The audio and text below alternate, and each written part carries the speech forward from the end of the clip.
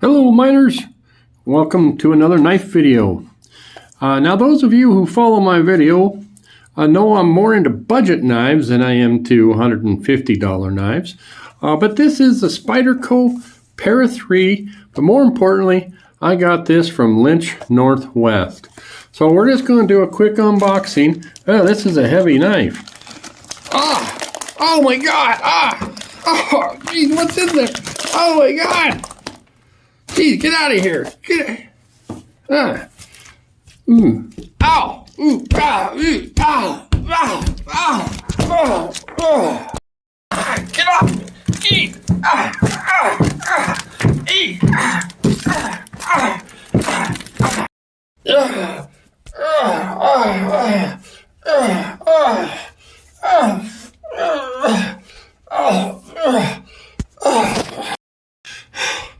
Gee whiz, guys.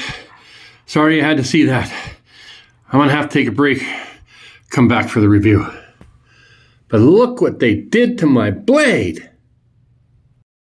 Okay, guys. Thanks for giving me some time out. So, today we're taking a look at the Spyderco Para 3. And don't worry, I'm not going to do a whole review on this. It's been done 1,000 times. We are going to take a look at the Northwest Lynch Para 3. So Casey Lynch, owner of Northwest Lynch, he specializes in, well, he kind of got started in titanium pocket clips. So for those of you who like custom pocket clips, the Spyderco Para 3 lightweight, should say this is a lightweight, comes with the wire clip. And that's included. He did include the original factory wire clip in here. And this one is in CTS BD1N. The N's important on there. And all I can say about that, it's supposed to sharpen like Oz 8 and have an edge retention similar to S30. So all I can also say is a couple years ago, Big Brown Bear, Sean Houston, who has his own Spyderco knife, the Mannix 2 in 15V. So he's the guy Spyderco turned to sharpen that. And excuse me, to do the heat treat process. He loves, well, he kind of endorsed CTS BD1N. But, so this is laser engraved, and if we can catch it just right, you can see these lines coming into the edge there. Hopefully you guys can see that. So I don't know. I'm not in the business of laser engraving, but I think somebody, Casey or somebody who works for him, would have had to set this up.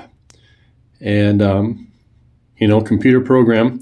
So it's a lot like getting your initials, only more complicated, more time consuming, that kind of stuff. So what I'll say about the Para 3 is I really like it. I may get another one so I can safe queen this one.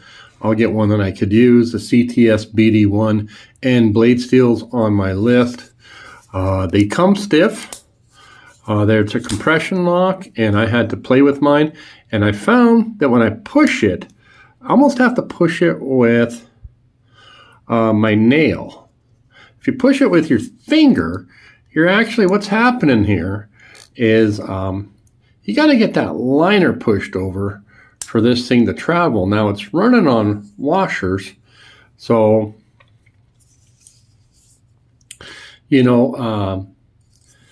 it's not going to drop freely unless there's no other restrictions. So it did take plenty of breaking in and a little bit of practice for the Spidey flick. So you got to kind of get your hand in the right spot. Other than that, I really like this knife. Tell you about the spare. Of course, there's a Spyderco Paramilitary. There's a Spyderco Paramilitary 2, and there's a Spyderco Paramilitary 3. And actually, the lightweight's a little different because this liner lock runs down and it's screwed in, from what I understand, somewhere down in here. Doesn't have full steel liners, so it's like 30% lighter than the G10 version. Now, as far as a blade goes, I used to think this was an ugly knife, and now that I have it, I dig it. I dig it. So let's bring it out, compare it to, oh, did you hear that? Oh, let's do that again. Ontario Rat 2. Listen to that snap. All right, so here's the thing, same thing. On this knife, it's a compression lock. On this knife, it's a liner lock. They work about the same way. The only thing is, I can't keep my finger pushing that liner lock over and close the blade because my finger is in the path of the blade. And so when we take it off, the liner lock, we're going to get that pressure pushing on that blade, and you're going to get a small drag from the liner lock pushing on there. The detent is going to ride on the blade. On this one, you can actually hold that over. So we're going to go like so, and you'll see it moves much easier. All right, so we're supposed to take a peek here. They both have that 3-inch blade, and I'll try to get those handles lined up for you. Rat's a flat ground blade, as is the Para 3. The Rat, now disc is not as tall, so when you go from this blade stock and you start your grind to go down, you get thin. It's thin. But when you start from this blade stock and you start your grind and go down, you get a lot thinner right there. So let's see how we're looking. Okay, so Spyderco has a little bit, but look at here. It also not only tapers down this way, it tapers thinner as you come this way. Very pointy. I accidentally kind of poked myself when I was fidgeting, and it hurt. Thank goodness I just did it lightly. So what else do you got for us, Rusty? Well, how about the steel wheel cut jack? So you guys can compare these, get them out there. One thing we'll notice about the Spyderco, it has a lot of handle for the size of the knife, but it's still not that much longer. And so when we talk about ergos, this is good. Really, this is smooth. This is chamfered well. Has that nice jimping. This one, very good. I do feel right here, like a lot of knives, it's not, chamfered on the inside there. And an excellent choil.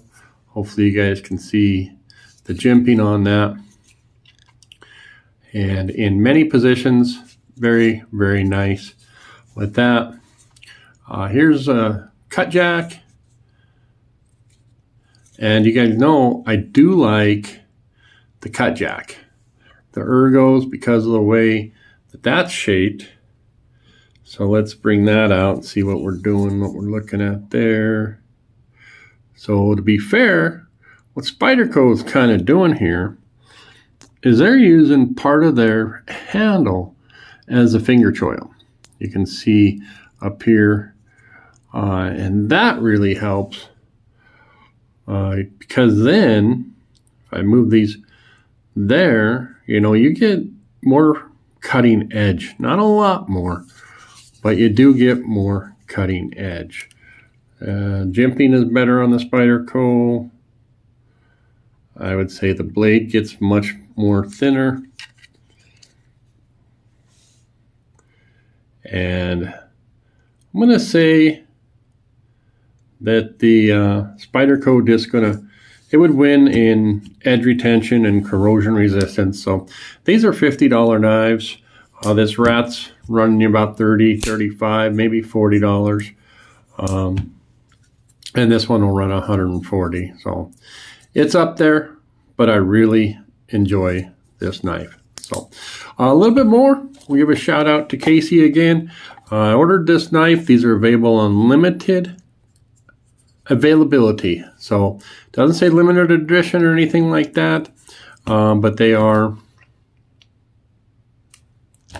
It took them like a whole week to get started on mine.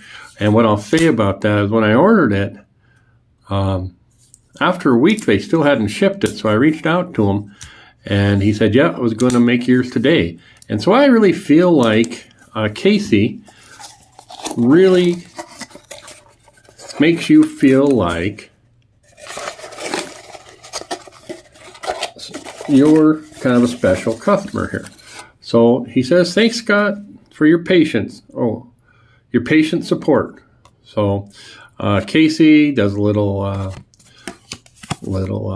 art there, Lynch and LynchNorthwest.com, and his email address. I did exchange emails with him. And he threw in a little key lanyard with his little, looks like he's got this feather thing for logo, of course, American made. And then I don't know if this came with the Spyderco knife or something he threw in. So, yeah, I think he threw this in just because he thought that, I was a little bit worried that I was even going to get in on the knife. So, thank you, Casey. Thank you, miners. Hey, what kind of video would it be if I didn't cut something? All right. Foam peanut meet the Spyderco Para 3. Oh, yeah. Yes, sir, baby. Yes, sir. Yes, guys. Very nice. Done well. Proud to be an American.